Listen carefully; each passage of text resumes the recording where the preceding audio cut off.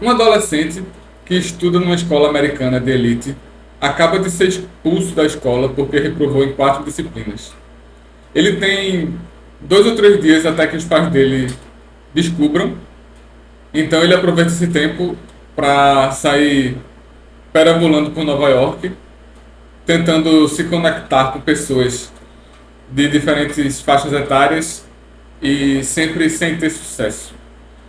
Ele idealiza a infância e vê o mundo dos adultos como uma espécie de abismo onde tudo é inautêntico, tudo é falso. Esse é o resumo do livro The Catcher in the Rye, que foi traduzido como O Apanhador no Campo de Centeio. Esse livro foi escrito por J.D. Salinger e publicado em 1951. É um dos livros de maior sucesso da literatura americana e é também um dos mais censurados, ou o mais censurado nas escolas dos Estados Unidos. Então é uma obra cercada por polêmicas, inclusive algumas muito sérias, como crimes, em especial o assassinato de John Lennon. Na hora do assassinato, o criminoso estava com esse livro, né? Com um exemplar desse livro, e ele acreditava de algum modo que assassinando John Lennon estava continuando o legado do protagonista desse livro. E teve também algumas outras tentativas de homicídio ou homicídios de fato que estão relacionados. Os criminosos de algum modo se identificam com o protagonista desse romance.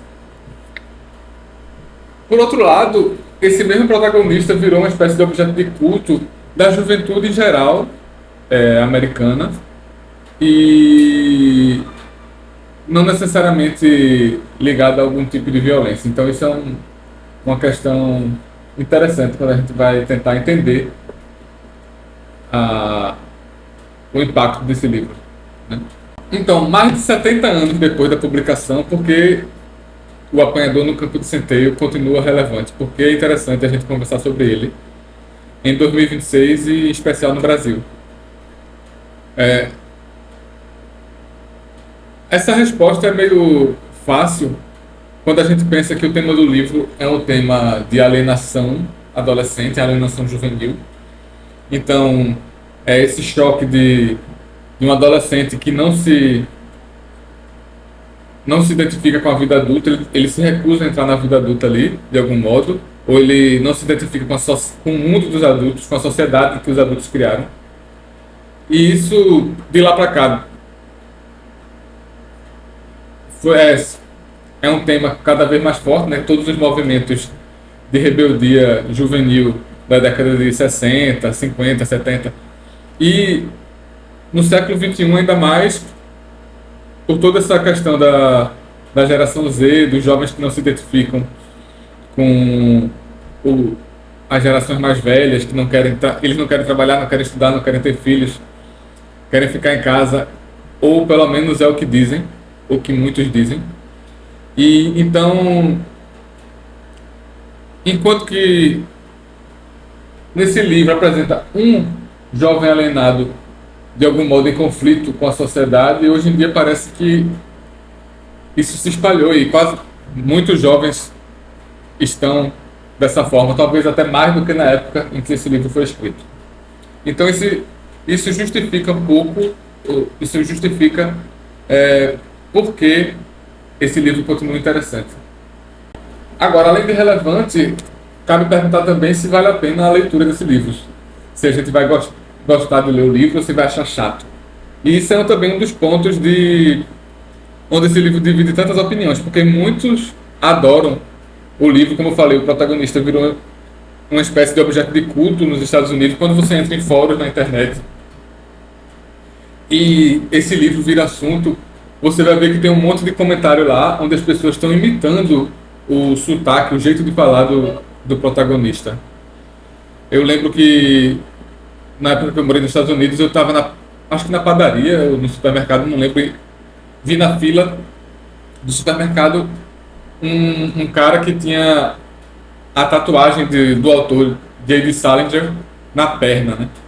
Então, para você ver que essa obra ficou muito popular nos Estados Unidos. Não foi de maneira nenhuma um livro de eruditos ou acadêmicos, né?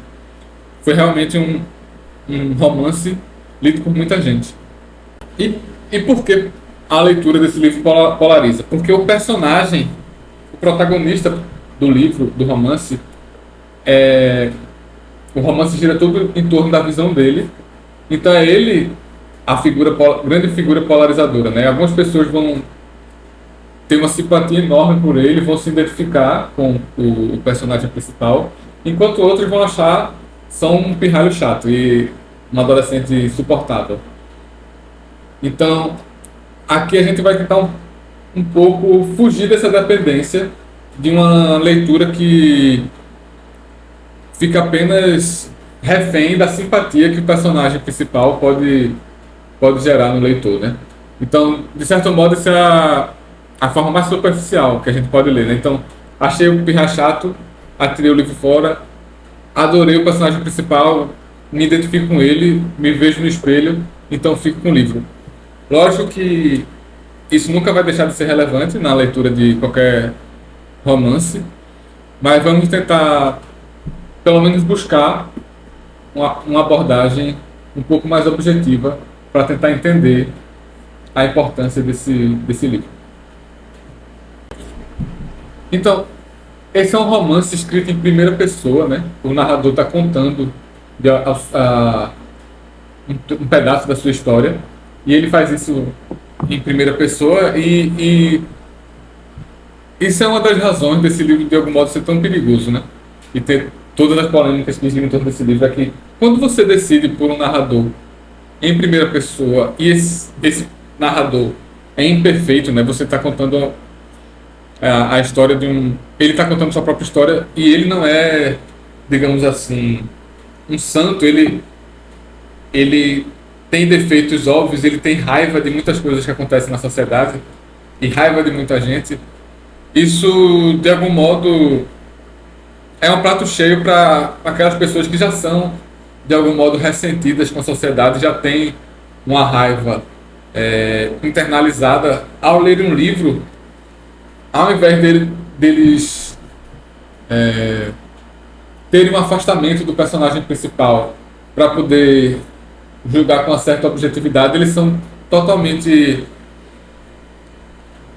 digamos assim, infectados pelo o que aquele personagem está falando e, bem, terminam confundindo a raiva deles com a raiva do personagem, né? E misturando tudo. E daí a gente entende esses casos de pessoas que cometem atrocidades e, de algum modo, se sentem relacionadas com o personagem do romance. Se tivesse um narrador, se esse livro fosse contado em terceira pessoa, note que seria diferente a experiência. O narrador neutro, ele de algum modo poderia não necessariamente julgar o personagem principal, mas já criava um distanciamento entre o personagem principal e o leitor, que talvez permitisse ao leitor, enfim, não seria, os leitores frágeis não seriam tão facilmente capturados por qualquer coisa que o personagem principal pensa, né? Quando você faz assim uma narrativa em primeira pessoa, de algum modo a barreira diminui e é bem mais fácil você acreditar em alguma coisa que o personagem principal esteja falando com autoridade quase divina, né? Uma das coisas mais importantes de entender antes de analisar esse livro é de onde ele vem, não de onde ele vem, mas dentro da literatura americana, com qual tradição ele está dialogando, e qual tradição ele pertence, né? Então a gente tem aqui um adolescente que conta a sua história, ou um pedaço da sua história, em primeira pessoa, né? Então o narrador é o próprio personagem principal. E ele faz isso não com a linguagem formal, mas com a linguagem do adolescente da sua época, ou tentando emular a linguagem do adolescente daquela época, uma linguagem cheia de gírias, de expressões, de xingamentos. E dentro da literatura americana, Quem vai fazer isso primeiro é esse livro aqui, As Aventuras de Huckleberry Finn. Faz isso no século XIX ainda. Então, Huckleberry Finn é um garoto, não chega nem a ser adolescente, é um pré-adolescente, digamos assim. E ele é um menino lá que mora às margens do rio Mississippi. Aqui a história aqui se passa de algum modo numa área rural. Então é um garoto que não frequentou escolas, não foi essencialmente civilizado, e é justamente o confronto do garoto com essa tentativa dos adultos, das pessoas mais velhas, de civilizá-lo, que é o tema principal desse livro, né? Porque Mark Twain, que é o autor, ele usa o olhar infantil como um recurso literário para julgar toda a sociedade da sua época. Então, a gente tem um menino que não foi para a escola, que não aprendeu o básico que a sociedade queria ensinar para ele, e isso, de algum modo, permite que ele perceba problemas na sociedade, né? Então, um dos momentos mais marcantes dessa história é quando ele decide por ele mesmo que vai ficar do lado do escravo, ele tem ele faz um amigo, né, que é na verdade um escravo que foge, e ele decide por ele mesmo. Ele tinha aprendido, tinha ensinado a ele que era o certo era denunciar quando tiver a fuga de um escravo, deve ser denunciada pro dono, etc, etc. E ele, por ele mesmo, após fazer a amizade, ele decide que não, isso não está correto. E ele diz assim: me ensinaram que eu vou pro inferno se eu fizer isso, mas eu decidi que eu vou pro inferno mesmo. Então esse livro é muito importante dentro do contexto da literatura americana, e Hemingway, lá no século XX, já vai dizer que toda a literatura americana descende desse livro aqui. E isso não deixa de ser verdade para o Apanhador no Campo de Centeio.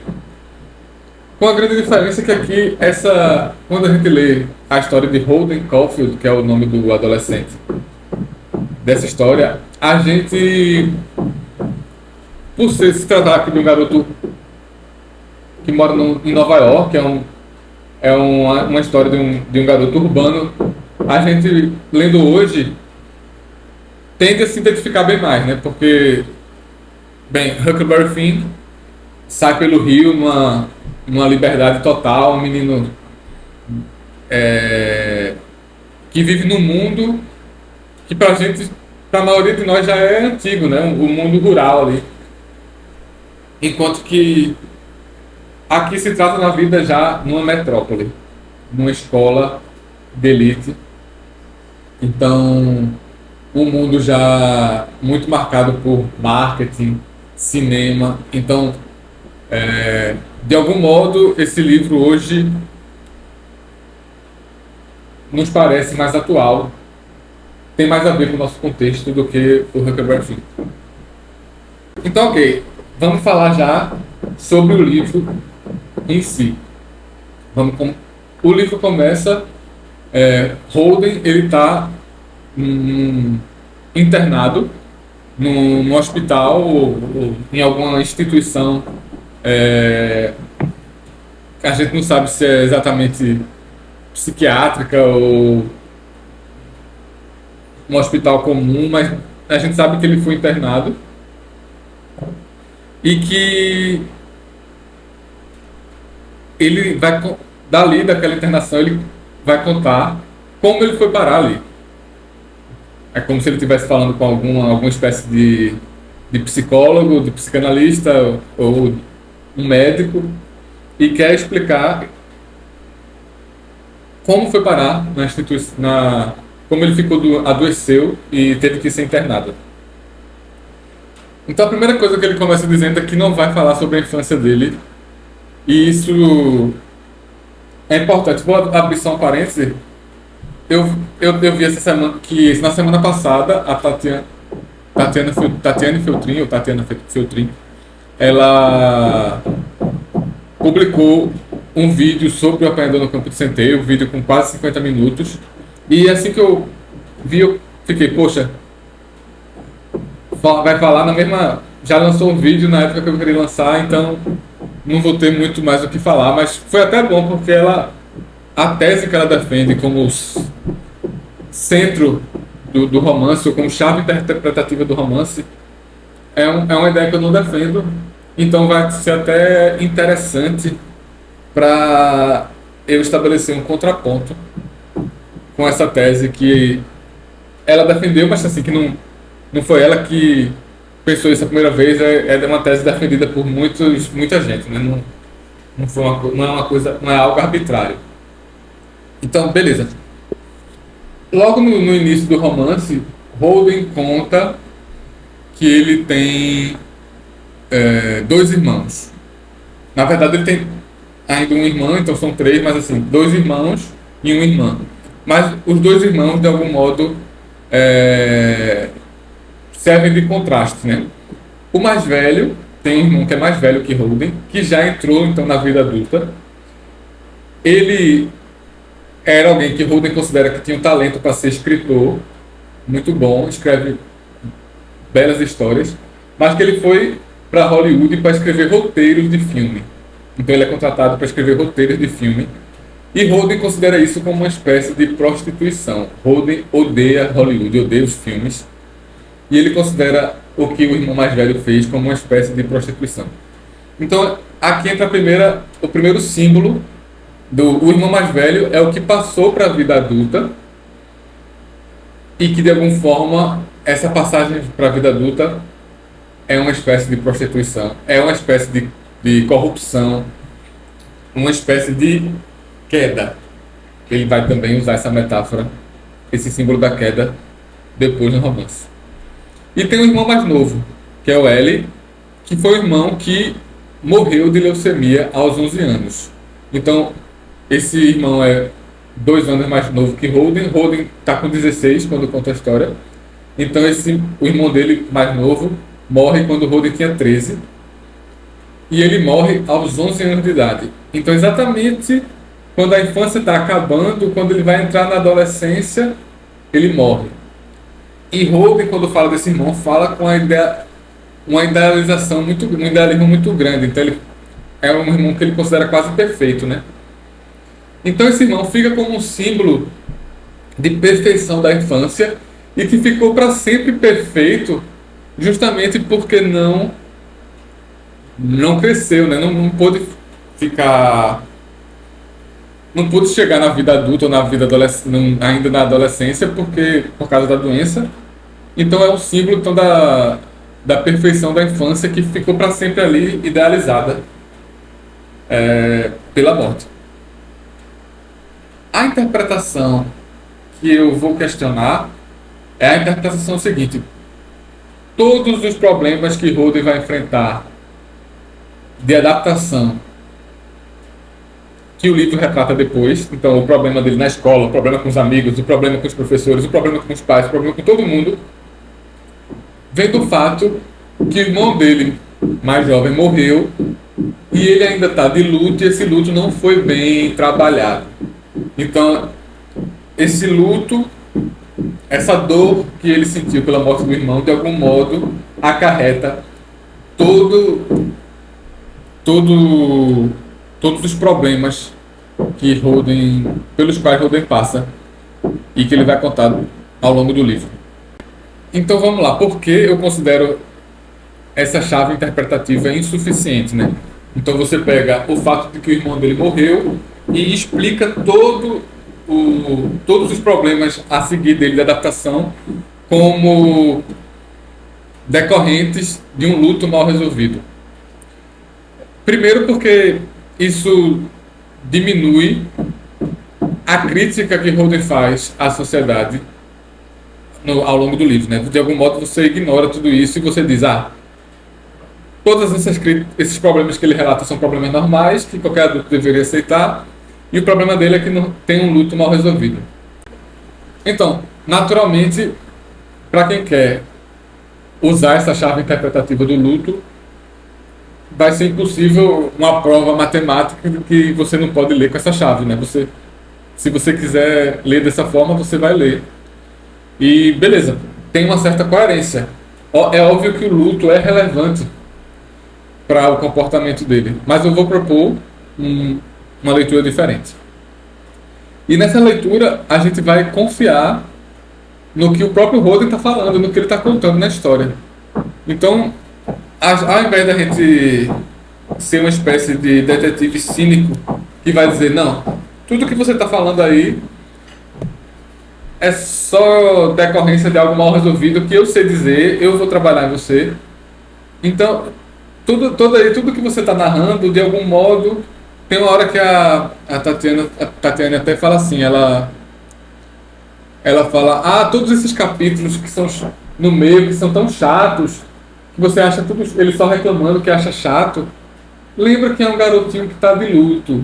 Então parece como se ela fosse a mãe de Holden falando para o diretor da escola que expulsou ele. Tenha pena do meu filho, ele perdeu o irmão, releve. Então é uma interpretação condescendente demais e menospreza o que Holden está falando e o que ele está denunciando aqui. Então vamos começar. A primeira coisa que ele fala ele diz assim, se você quer saber por que realmente eu vim parar aqui, você vai querer saber da minha infância. E ele fala, eu não vou contar mesmo assim, com minha infância besta, minha infância de merda. Em inglês eu não li com a tradução, mas ele fala assim, eu não quero falar sobre minha infância. Então isso aqui ele já deixa claro, ó, os psicanalistas estão perguntando sobre a minha infância para tentar descobrir alguma coisa que deu errado ali para eu ser do jeito que eu sou. E isso é uma furada. Não vem com essa. É ele quem está dizendo. Lógico. Os psicanalistas talvez só usem isso como uma prova maior de que eles estão certos e toda a resistência do garoto só prova que ele está errado, né? Mas vamos lá. Eu não vou falar sobre minha infância, até porque eu acho essa conversa chata e eu não quero também colocar nada nas costas dos meus pais. Ou seja, falar da infância e culpar a infância seria, de certo modo, colocar a culpa nos pais dele. E ele também não vai querer fazer isso. Embora os pais dele não possam ser totalmente isentos da situação em que ele está, né? Eu estava lendo um pouco sobre como era... O livro é publicado em 1951. Então, qual era a imagem da psicanálise nessa época, principalmente nos Estados Unidos? Por que ele tem essa resistência a ser analisado? E tem outros momentos do romance, ele, de algum modo, cita a psicanálise como algo que estão tentando colocar para ele, para resolver a situação dele. A psicanálise dessa época é uma psicanálise forte. A tradição psicanalítica forte é a chamada psicologia do eu, ego psychology. E ela foi a filha de Freud, que foi uma das pensadoras, das psicanalistas mais importantes nessa tradição. Quando chega nos Estados Unidos, é uma galera que chega nos Estados Unidos fugindo da guerra. A psicologia do eu pensa o seguinte: o eu, ele constrói mecanismos de defesa para impedir que o eu se adeque à sociedade.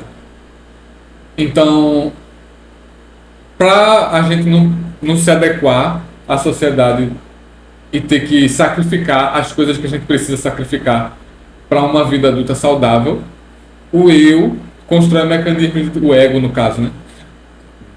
Para mim tanto faz. Ele constrói mecanismos de defesa e esses mecanismos de defesa servem para impedir que o ego se adeque ao mundo. Então o trabalho da psicanálise seria justamente de trabalhar nesses mecanismos de defesa para que haja uma maior adequação entre o eu e o mundo. Essa corrente da psicanálise ela vai ser fortemente criticada depois por tradições psicanalíticas que consideram isso uma forma de uma visão muito conservadora ou de algum modo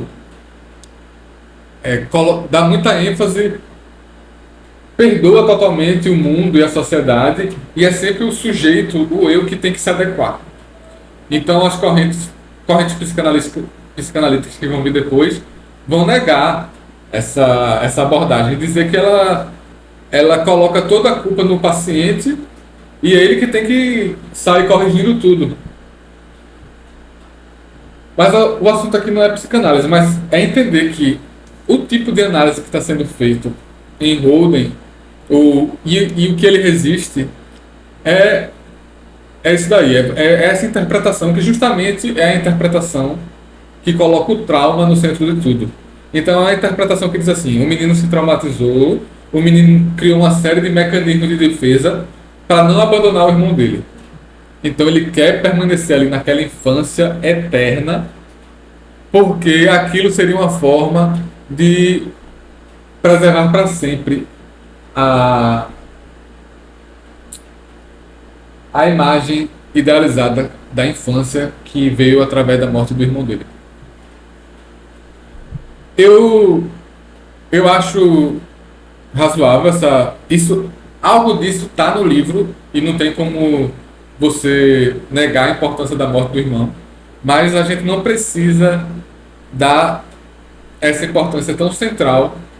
E a morte do irmão, da forma como eu interpreto, é mais um símbolo que o narrador usou.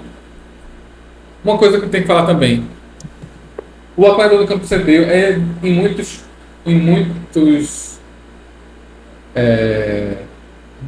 de certa forma tem muitos elementos autobiográficos. Então muito do que Holden está passando foi algo que o próprio Salinger passou, mas Salinger não teve um irmão que morreu de leucemia quando era criança. Então isso de algum modo entra na narrativa como um símbolo. Assim eu interpreto, e a gente pode reverter também. É justamente porque Holden não se adequa que ele se prende tanto à imagem do irmão. A gente não consegue dizer a causalidade, a gente não consegue saber exatamente o que é. É porque o irmão morreu que ele não se adequa. A gente tem que ver também o outro lado da moeda. É porque ele não se adequa que ele está tão preso a essa imagem do irmão dele. Eu sempre tive sempre não, mas assim, eu por muito tempo tive essa sensação de que o passado, a questão dos traumas, servem para a gente como um bode expiatório pelas nossas próprias inadequações na vida presente. Então eu sinto assim, quando eu estou bem, quando está tudo ótimo, eu não fico pensando no passado, eu não fico lembrando e dizendo como aquilo ali foi ruim e tal. Mas a partir do momento que acontece que eu estou em alguma espécie de crise ou que não estou bem, de repente o passado aparece. Então é como se fosse assim, é a crise do presente que de algum modo revisita o passado, né? Não é o passado que fica vindo, batendo na porta sem ser chamado. Quando a gente está bem, a gente não fica pensando no passado. Então eu sempre, de novo falando sempre, eu por muitas vezes tive essa sensação de que o passado e a infância em particular vem como uma espécie de bode expiatório, ou os pais até também são muitas vezes usados pelos jovens como bodes expiatórios, né? Então o jovem não se adequa, então ele lembra da infância, pensa no que os pais fizeram, diga, os pais fizeram algo errado ali e por isso eu estou na situação que eu estou hoje. Mas vamos continuar falando do livro. Então, vamos pensar no livro com uma abordagem que foca nos conflitos que ele está tendo na sociedade e por que esses conflitos ele não consegue resolver. Qual é o que é que está acontecendo de fato para ele não tá se adequando à sociedade. E não pensar que isso tudo é uma consequência do trauma, mas pensar que o trauma aparece então como um símbolo para reforçar essa inadequação do Holden. Então vamos lá, vamos ver o que o Holden está contando, o que ele tem a dizer. Ele começa a contar a história dele por uma cena onde ele está na escola. E aqui, a primeira coisa, a gente tem que enfatizar o que está acontecendo dentro daquela escola, porque ele não está, de algum modo. A primeira cena é dentro da escola, ele está isolado num morro, assistindo a um jogo de beisebol que está tendo na escola. O time da escola está jogando com um time de outra escola. E é para ser uma espécie de grande evento, esse jogo de beisebol. E ele. Ou é futebol americano, agora eu nem lembro, né? Mas acho que é beisebol. E ele tá isolado, ele não, tá assistindo de longe. E depois ele sai e vai visitar um professor.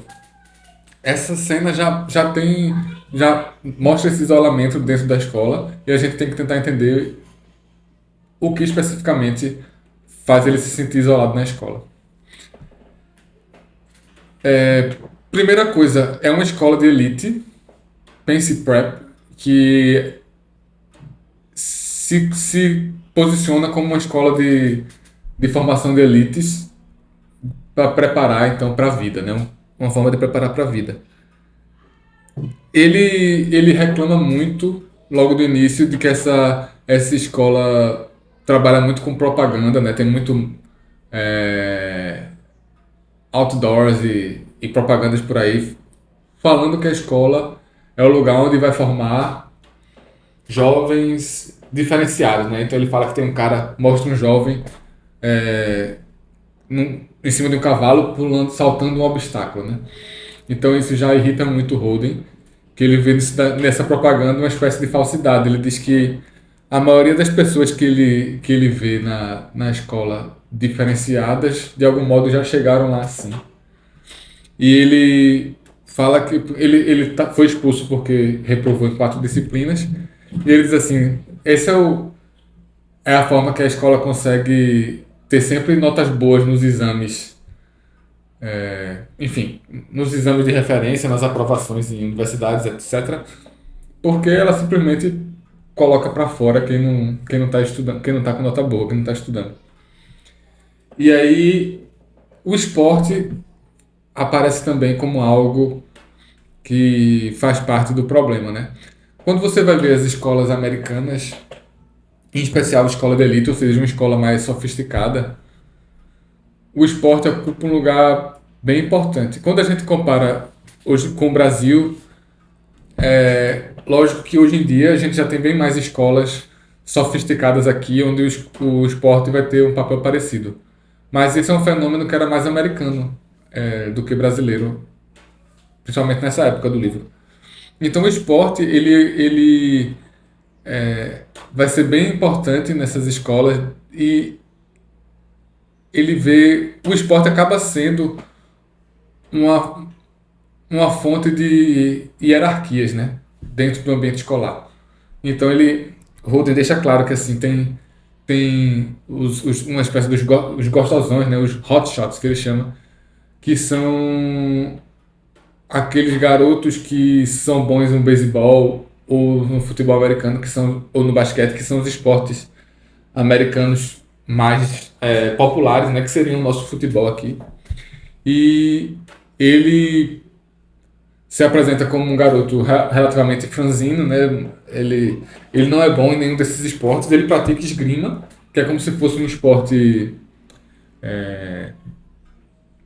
pouco popular, e até dentro da esgrima ele diz que perde os equipamentos da equipe inteira, esquece no trem, e também dá errado até como na equipe de esgrima. E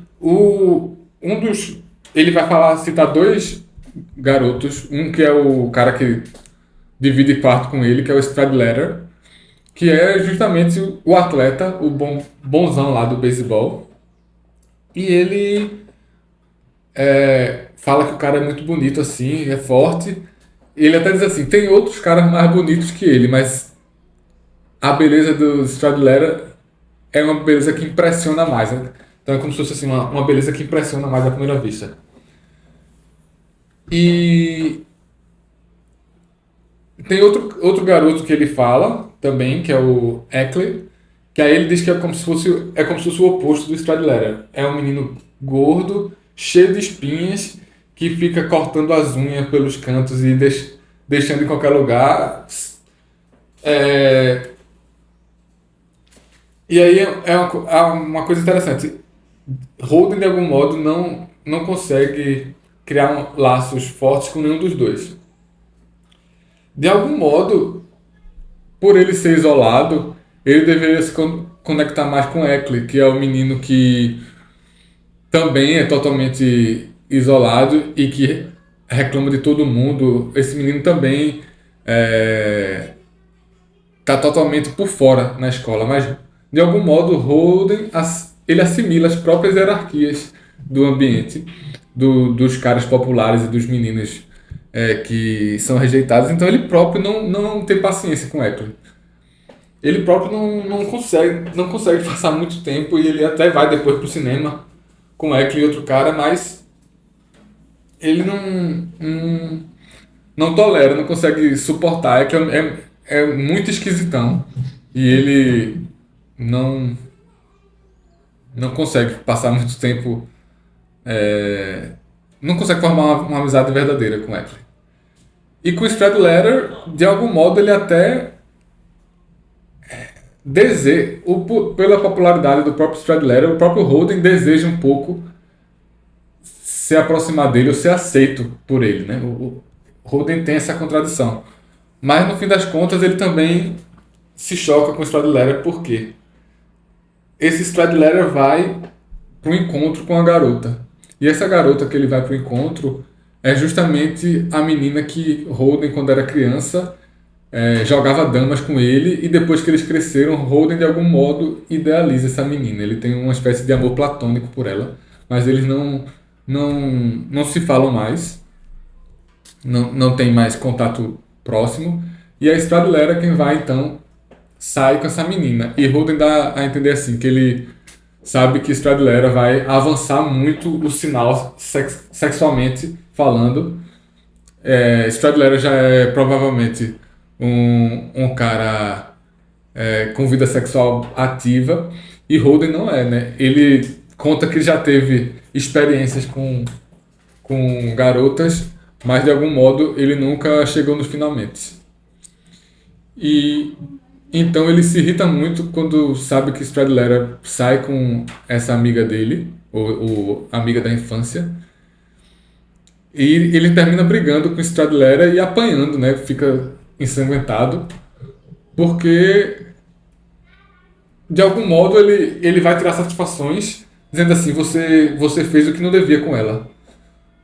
Porque ela é uma menina pura, de algum modo, assim, como se fosse. Mas o romance não dá nenhum sinal de que Stradlater fez algo que a menina, já também uma adolescente, não deixasse que ele fizesse, né? Então, provavelmente é o próprio Holden quem imagina que o cara se aproveitou, mas assim, talvez a própria menina liberou geral, digamos assim, e não há nenhuma indicação que o Stradlater fez algo que ao menos ela não tivesse permitido. Mas ele briga com o Stradlater e apanha. E aí já mostra, né? Tipo, nessas três relações que ele tem. Com essa menina, uma relação platônica idealizada. E ele passa o resto do romance pensando em telefonar para ela. E não consegue. Nunca telefona e depois tenta telefonar e também não consegue. E então é como se fosse assim. Se ele de fato se reconectasse com essa menina, ele provavelmente se decepcionaria. A relação com essa menina tem que ser platônica. E Stradlera é o gostosão, o atleta, o cara do beisebol que, de fato, fica com a menina e isso irrita muito ele. Ele vê então, é, ele encara isso como o fato dele ter saído com ela, ele fala como se fosse a masculinidade, então, predadora, né? A masculinidade de Stradlera, ela tá ali como uma espécie de predador da pureza da menina que Holden ama platonicamente. E Eckley é justamente mostrando que assim, como Holden também ele pertence, ele segue essas hierarquias também que a escola cria, né? Que o ambiente escolar cria, dos rejeitados, dos populares. E isso tudo, o fato de ser uma escola de elite, isso é onde justamente essas hierarquias vão ser mais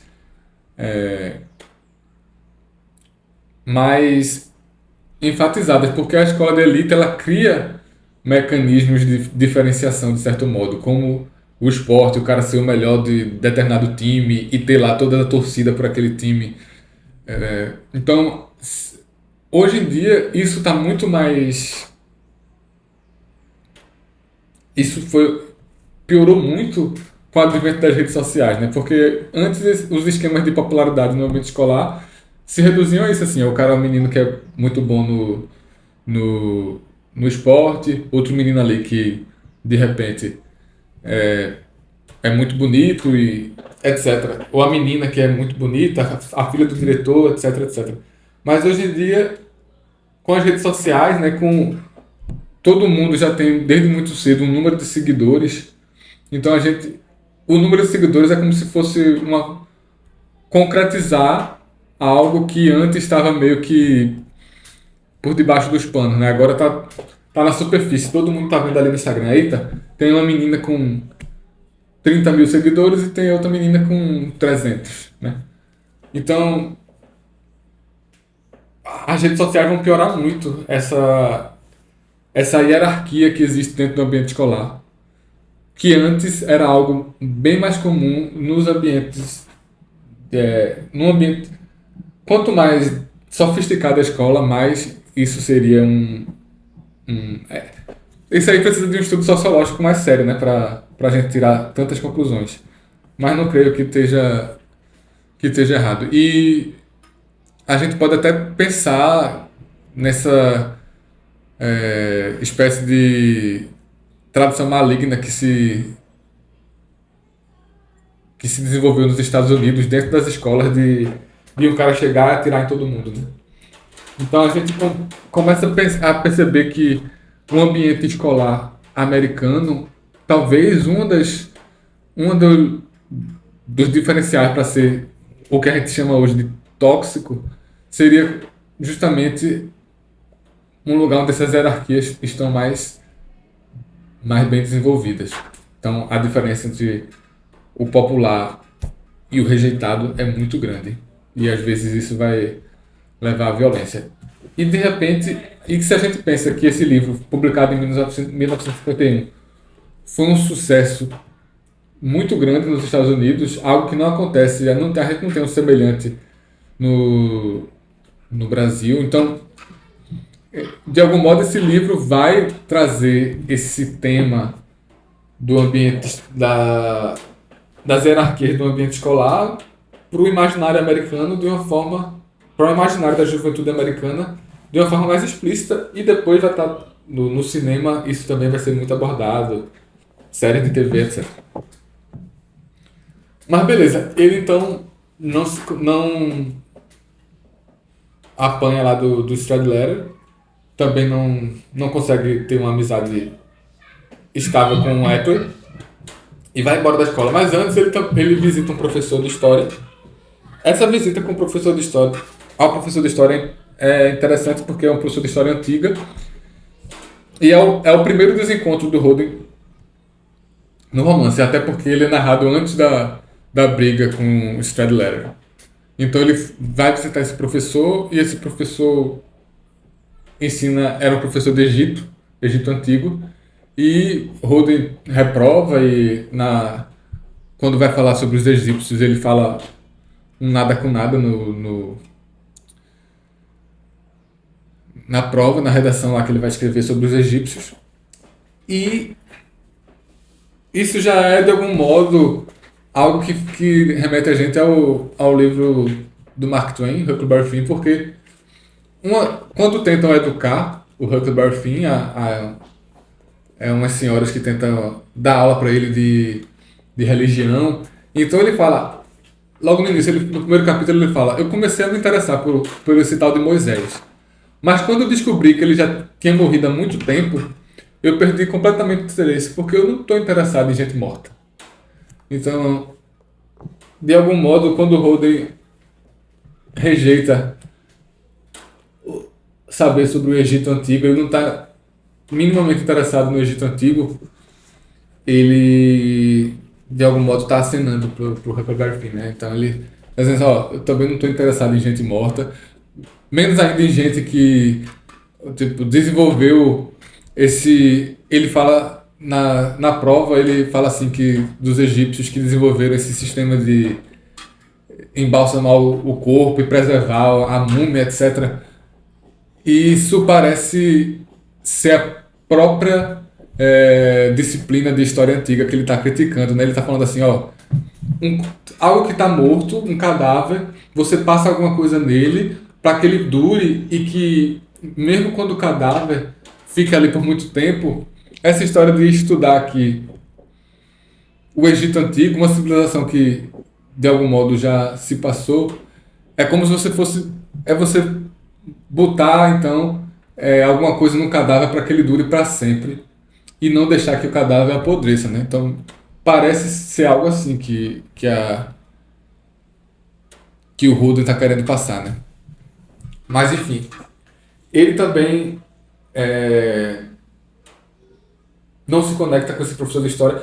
É um professor de história antiga e o professor de história antiga é muito velho, um homem muito velho. E Holden deixa claro que não tem como ele se conectar com uma pessoa tão velha. Ele não, e o professor tenta dar algumas lições sobre disciplina para ele e ele deixa claro que não tem condições. Eu não vou conseguir também. O fato de eu não me conectar com os meus amigos da escola também não quer dizer que eu vou me conectar com um cara que tem 60, 70 anos. Então ele dá tchau pro professor, ele gosta do professor, mas ele vai embora. Depois disso, quando ele está saindo da escola, ele encontra no trem com a mãe de um colega de turma.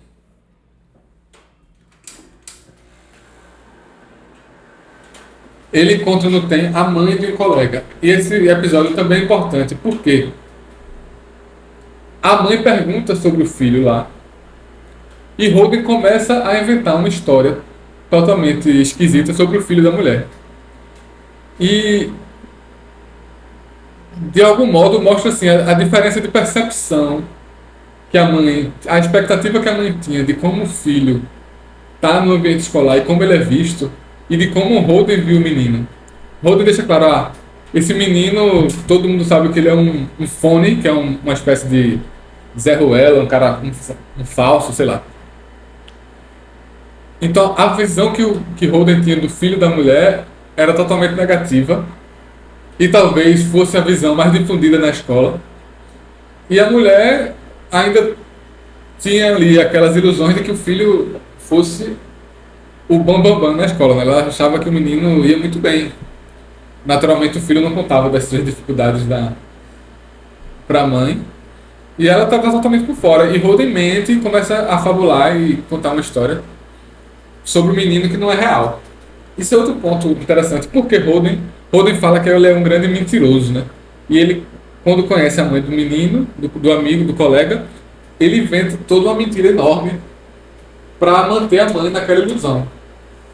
Isso, uma forma de interpretar é a seguinte, né? Que como Holden, de algum modo, vê observa e percebe que tudo naquela escola é falso, ou na sociedade em geral, de algum modo ele vê o teatro, que é tudo aquilo, ele não consegue se adequar, ele se sente um hipócrita se adequando de uma maneira mais moderada. Então ele começa a ser um mentiroso compulsivo para como se fosse assim, para levar ao extremo essa percepção de que tudo é um teatro. Então ele não consegue só entrar no teatro e ele se sente hipócrita se ele só desse uma mentirinha aqui, ele cria toda uma situação espetacular, porque ele vê tudo como um teatro, então ele mente. Isso me lembra Hamlet, né? Hamlet vê o teatro ali do reino da Dinamarca, onde tudo tá apodrecido, teve ali um complô, e quando ele vê que tudo é um teatro, ele, de algum modo, vira um ator e começa a encenar de uma maneira bem mais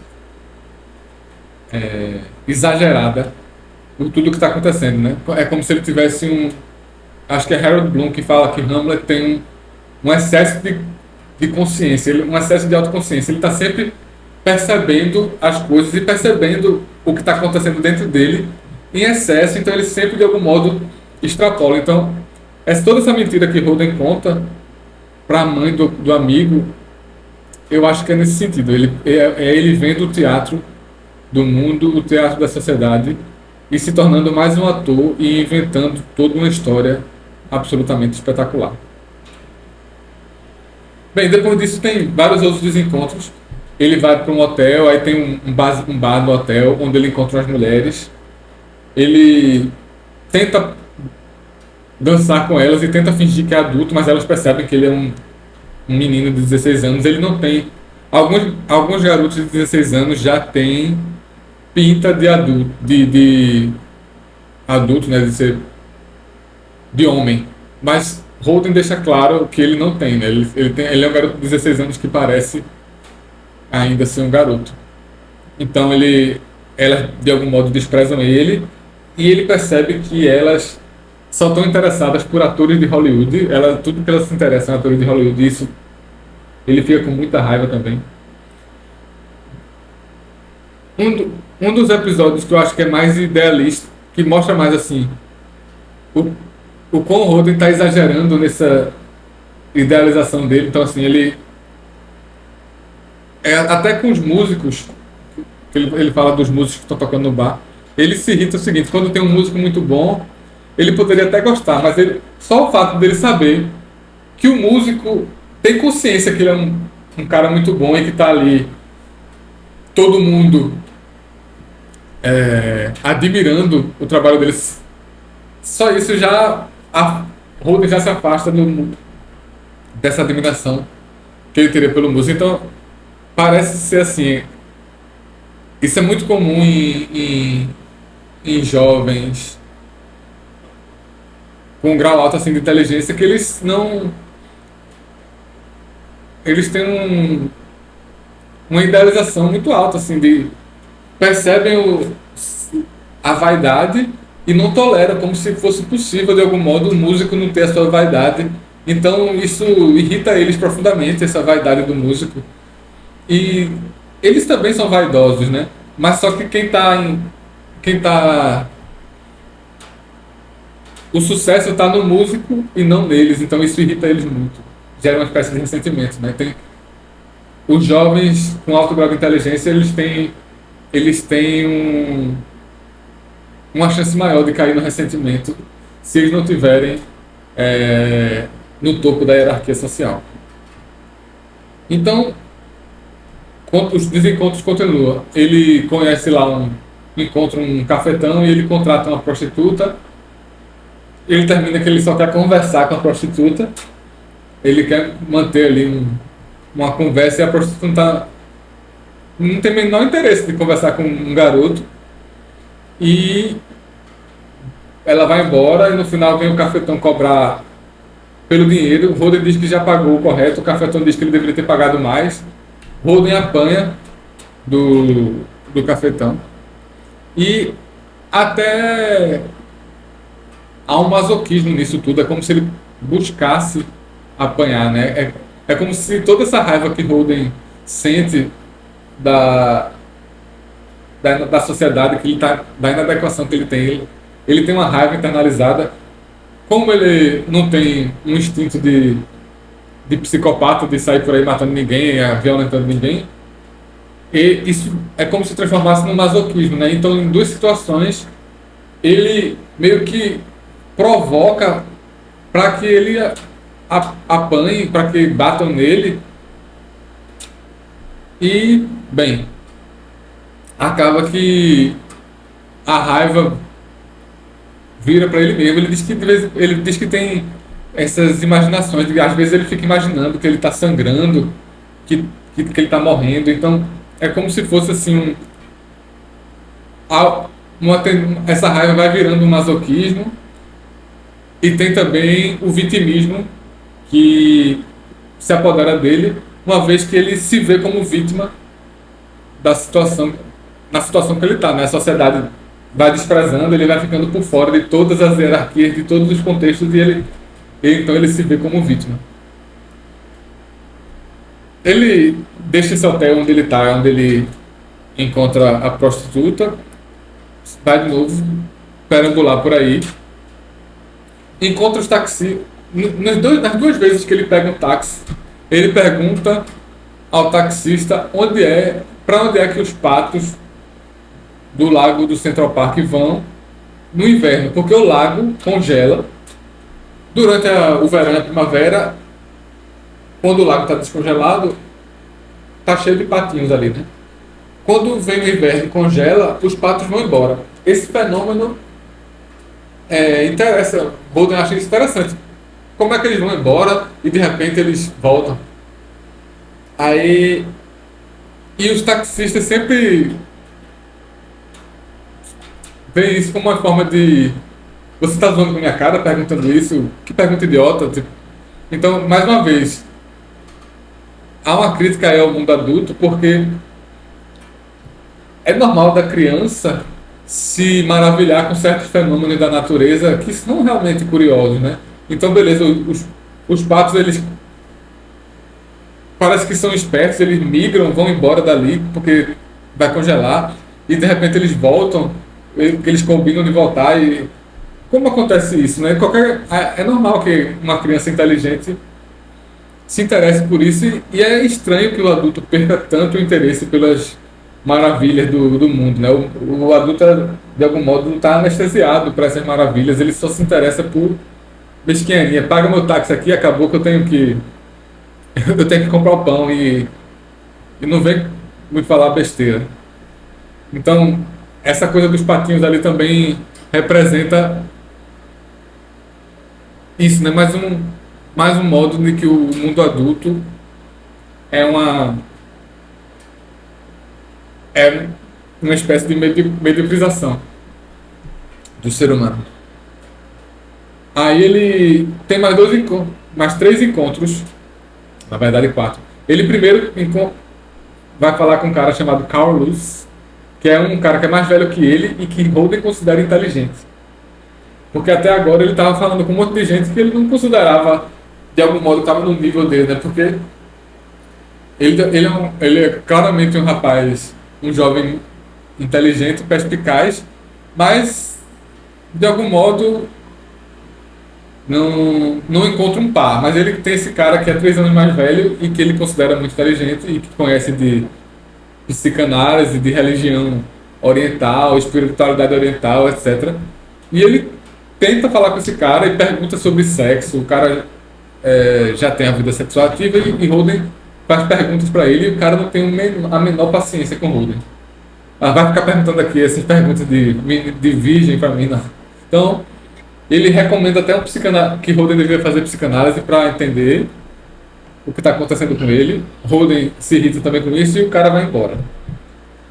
Depois, Holden finalmente marca um encontro com a garota, Sally.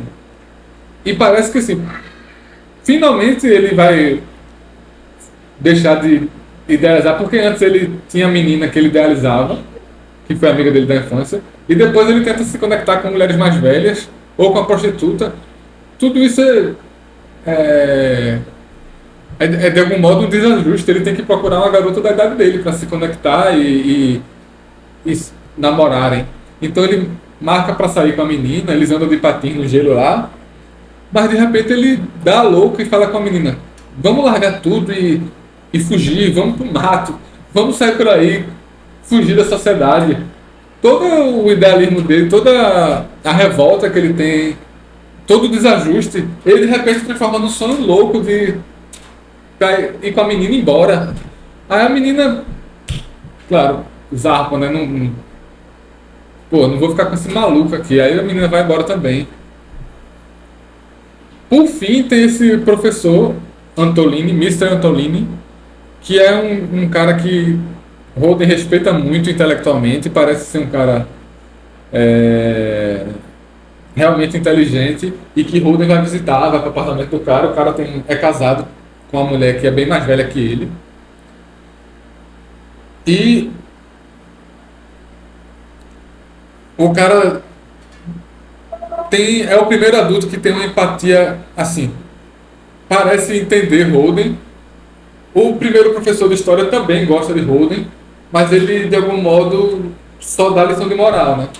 Mas esse outro professor, o Mr. Antolini, ele fala assim: tem muitos jovens que devem se sentir como você se sente, mas você está prestes a cair num abismo e você precisa pegar outro caminho. Você indo para onde você está indo, eu entendo o que você está se sentindo, mas você precisa de algum modo encontrar uma forma de. Ele não diz com essa palavra, mas Holden precisa encontrar uma forma de fazer um ajuste entre a sociedade em que ele vive. Ele precisa de algum modo. Ele não precisa se tornar um hipócrita, ele não precisa aceitar tudo que a sociedade está exigindo e que não vai de acordo com os princípios dele, digamos assim, mas ele precisa encontrar um ajuste. Ele precisa de algum modo aprender a viver como um adulto sem estar em confronto tão aberto com tudo, né? E aí a gente pensa: pô, finalmente alguém entendeu ele, vai dar certo. Só que quando o Holden vai dormir no sofá da casa do cara, Holden acorda com o professor alisando assim a cabeça dele, como se fosse assim, tipo, o professor tivesse sexualmente interessado nele de algum modo. Então Holden vai embora, foge. E aí ele dorme num banco, numa estação de trem, se eu não me engano. E ali ele tá muito frio, ele já começa a adoecer. E aí o último encontro que ele tem com a irmã, que ele na verdade já tinha encontrado com ela antes de falar com o professor, mas ele encontra com ela 2 vezes, eu vou resumir. A irmã mais nova, ela tem 9 ou 10 anos. E é interessante porque de algum modo ele também idealiza essa irmã. Mas diferente do irmão, voltando, então a irmã dele, ela tem 9 10 anos e ele idealiza a irmã também, ele adora a irmã. Mas diferente de Ellie, ela tá viva e ela tá amadurecendo, ela vai entrar na adolescência, ele, ela, ela vai depois se tornar adulta. E Holden não tem como impedir, né? Ela, na verdade, ela é muito inteligente, ela funciona como um princípio da realidade para Holden, porque Holden vai conversar com ela e fala ela descobre, na verdade, que ele foi expulso da escola.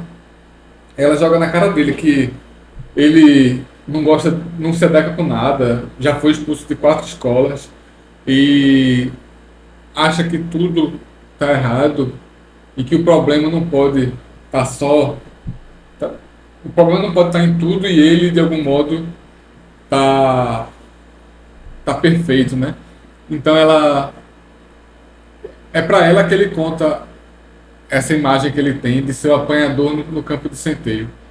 O que é o apanhador no campo de centeio? Ele tem essa imagem de crianças brincando no campo de centeio e elas estão perto de um abismo e ele de algum modo pega essas crianças e salva elas de caírem no abismo. Ele é uma espécie de fiscal que permite que as crianças continuem brincando de uma maneira ali descompromissada, infantil, e não caiam no abismo, né, que vem depois, que representa a vida adulta. E de novo a brincadeira, o esporte tem esse contraste, né, entre as duas coisas. O esporte na infância é algo mais descompromissado, como uma espécie de brincadeira. E quando você vai amadurecendo, chega ali na escola onde ele está, o esporte vira essa fonte de glamour, onde alguns são melhores que os outros, etc.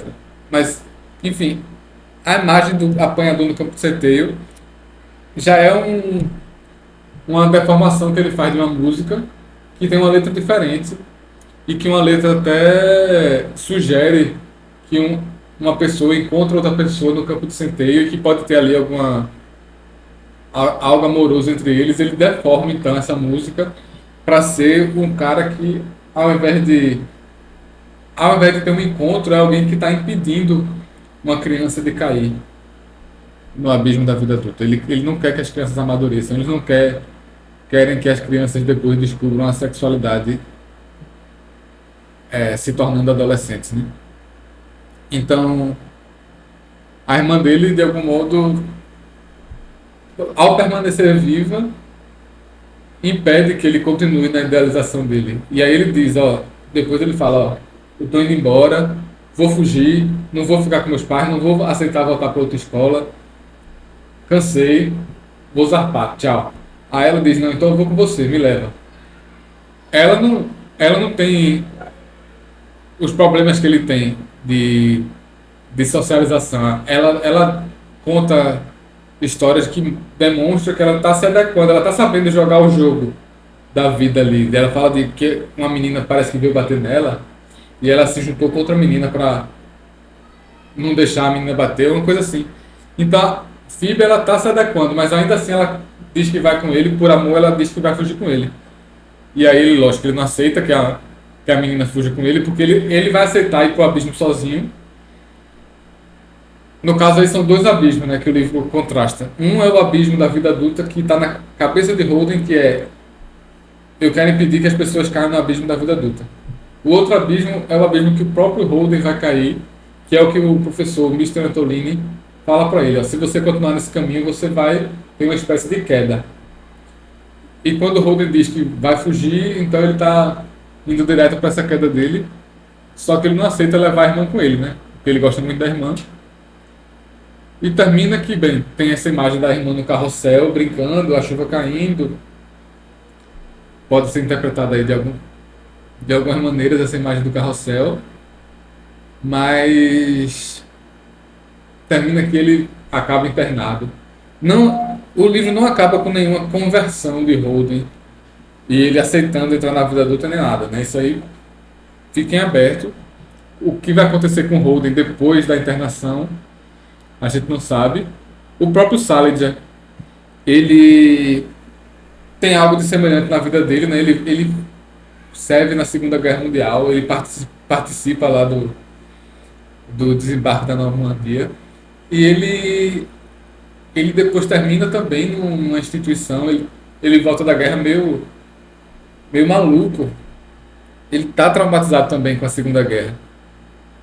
E como o próprio Saladin vai passar por tudo isso, depois ele vai para encontra as religiões orientais, ele desenvolve toda uma espiritualidade ali que está conectada ao Oriente, que não está retratada no livro e não precisa estar.